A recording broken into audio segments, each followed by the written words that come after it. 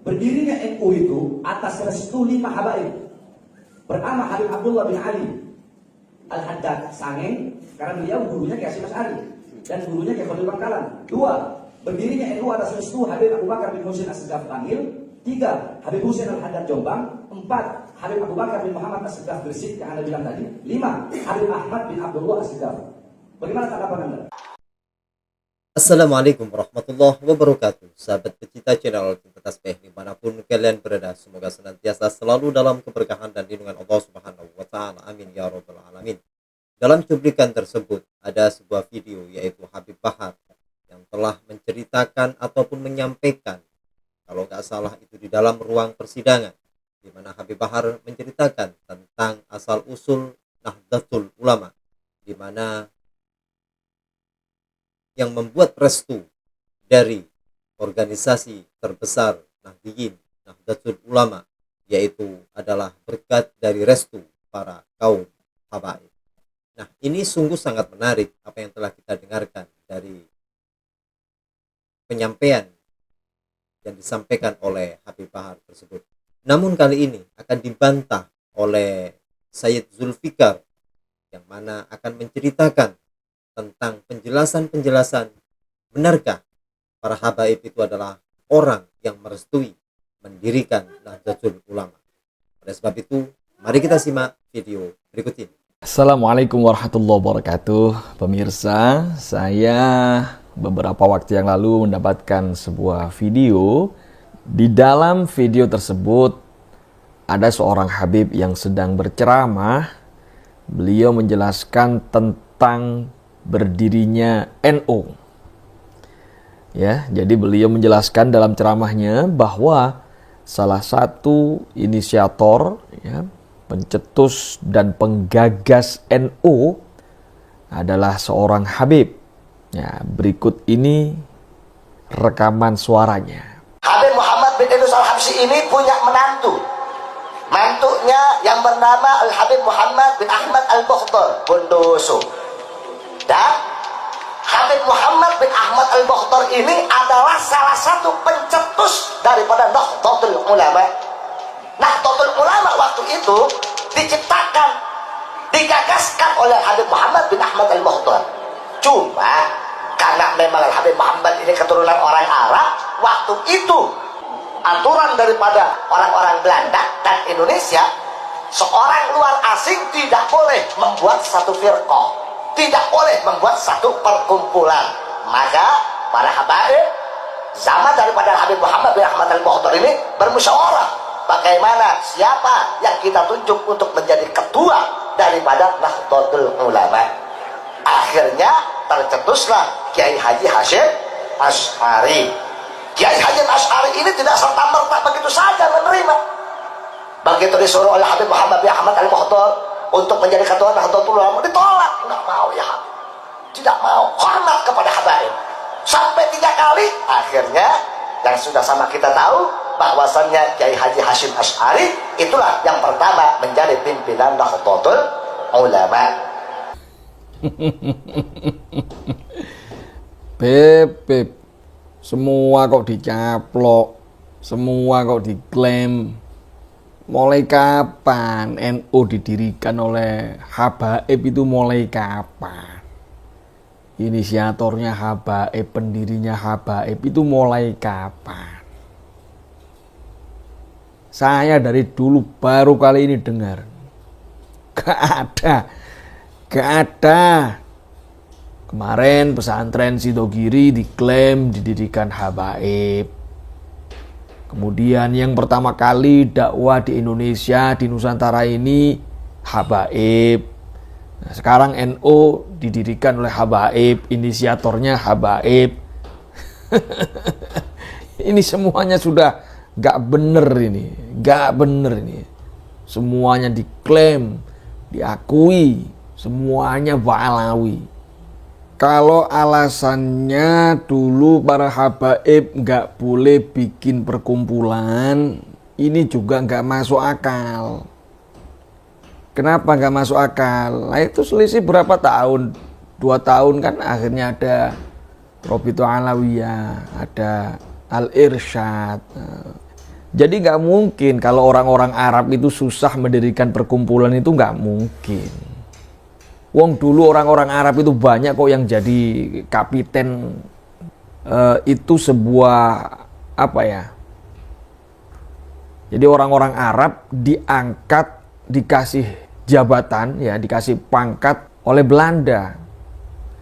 Itu dikenal dengan kapiten Arab. Nah, ada itu banyak orang-orang Arab yang jadi kapiten itu. Nah, ini contohnya yang di Tegal, Jawa Tengah.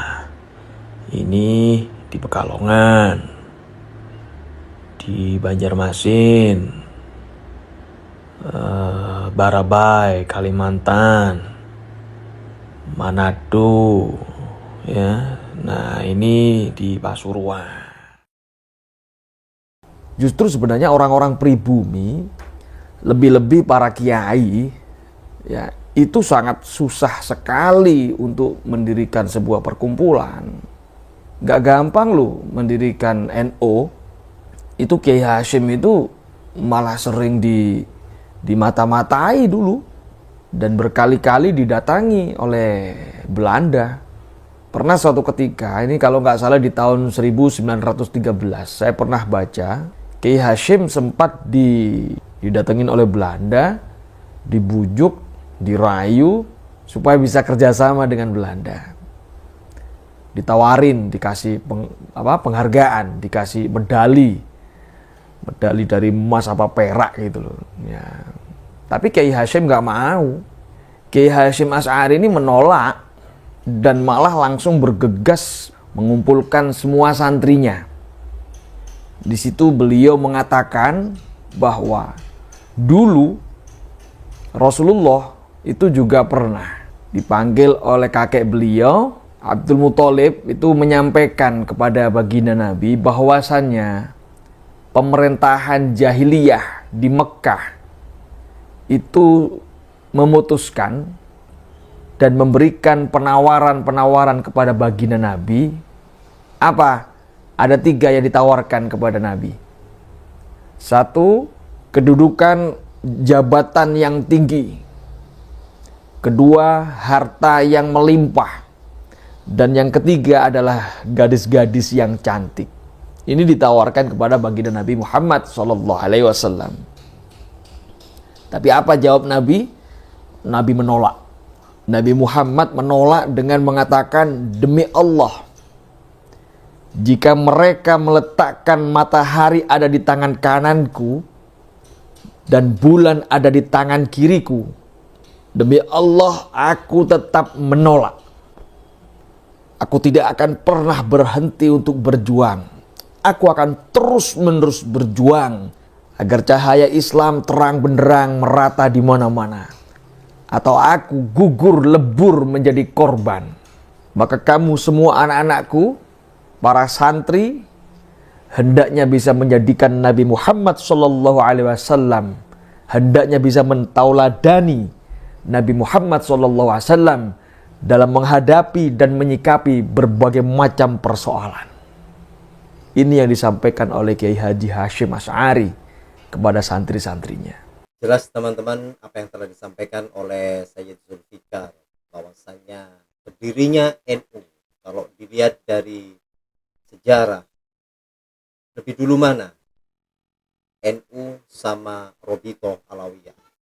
Kalau kita dengar dari sejarah dan kita baca dari sejarah bahwasanya NU lahir terlebih dahulu daripada Robito Alawiyah.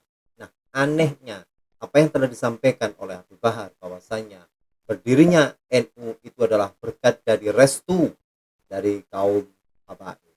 Nah, ini sungguh sangat berbahaya sekali dengan catatan sejarah.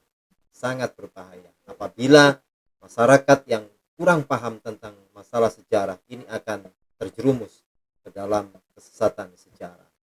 Namun alhamdulillah Sayyid Zulfikar telah memberikan penjelasan-penjelasan tentang sejarah-sejarah berdirinya NU itu adalah murni dari Kiai Haji Hasyim Asy'ari dan ulama-ulama Nusantara.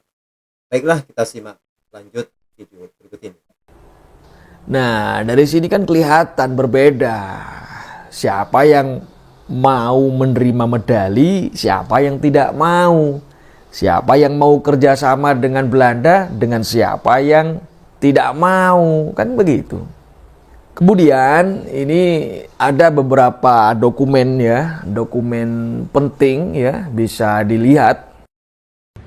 Nah itu ada apa itu, statuten apa, perkoempoelan nah delatoil oelama.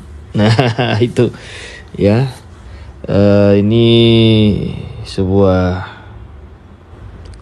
ini adalah dokumen penting ya, legalitas badan hukum pendirian Jam'iyah Nahdlatul Ulama saat itu. Nah, di sini kita lihat ada Kiai Haji Muhammad Hashim Asy'ari sebagai rais ya. Kemudian Kiai Haji Said bin Saleh sebagai wakil rais. Ada Kiai Haji Mas Alwi bin Abdul Aziz sebagai katib.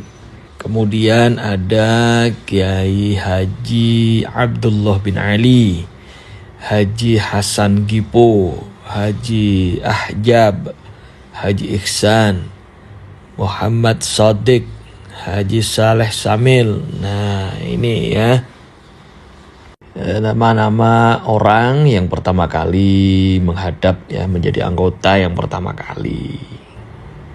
Dan saya tidak menemukan satupun nama dari seorang Habib yang masuk di dalam catatan dokumen penting pendirian NU. Saya tidak menemukan satupun.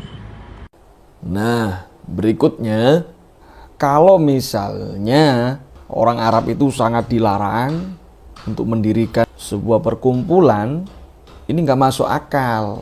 Kenapa? Kan ada Habib Utsman bin Yahya, Mufti Batavia, yang sangat dekat dengan Ratu Wilhelmina. Nggak mungkin kalau nggak diizinkan, itu nggak mungkin. Itu sebuah hil yang mustahil. Jadi kalau kita cerita tentang sejarah berdirinya NU, secara singkat, secara mudah untuk dijelaskan, sejarah berdirinya NU itu berangkat dari Komite Hijaz. Ada beberapa faktor yang melatar belakangi terbentuknya Jam'iyah Nahdlatul Ulama. Salah satu diantaranya adalah jatuhnya kekhalifahan Utsmaniyah ya, Turki, dan kemudian disusul dengan jatuhnya Hijaz dikuasai oleh kaum Wahabi. Nah, karena semuanya sudah dikuasai oleh Wahabi, yang menjadi kekhawatiran banyak ulama adalah kebebasan bermadhab di Haramain. Kita pasti pernah dengar kan cerita makam Rasul yang akan dibongkar oleh para Wahabi. Nah, ini juga salah satu diantaranya yang menjadi kekhawatiran oleh para ulama. Nah, ini loh contoh ya, bukti nyata kalau dari dulu, sejak dulu para kiai, para ulama ya, ini sudah berjuang mati-matian menggagalkan Wahabi untuk membongkar makam Rasulullah Muhammad sallallahu alaihi wa alihi wasallam. Itu para kiai semua, para ulama. Saya malah nggak dengar perjuangan dari para habaib waktu itu. Baik, jadi kesimpulannya, ide-ide membentuk sebuah jam'iyah itu sudah ada jauh sebelum NU didirikan ya.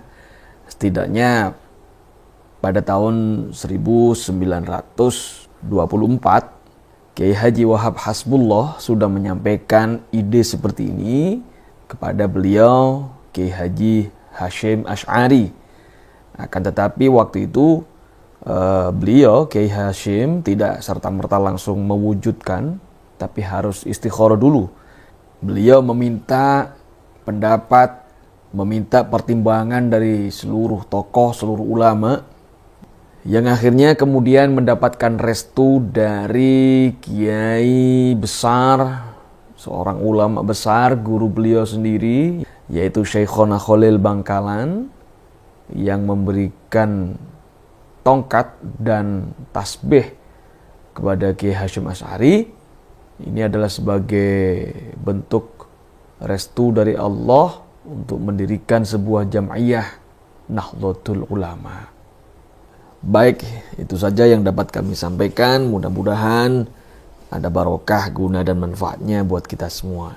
Teman-teman yang saya hormati, itulah video yang bisa saya sajikan kepada teman-teman. Intinya, mari kita terus bersama-sama untuk menjaga, belajar sejarah-sejarah Islam yang sebenarnya, terutama di kalangan Nahdlatul Ulama, agar kita sebagai generasi muda yang akan datang tidak terjerumus oleh ocehan-ocehan orang-orang yang mengatakan klaim-klaimnya diakui sepihak, yaitu dari golongan kaum Alawi.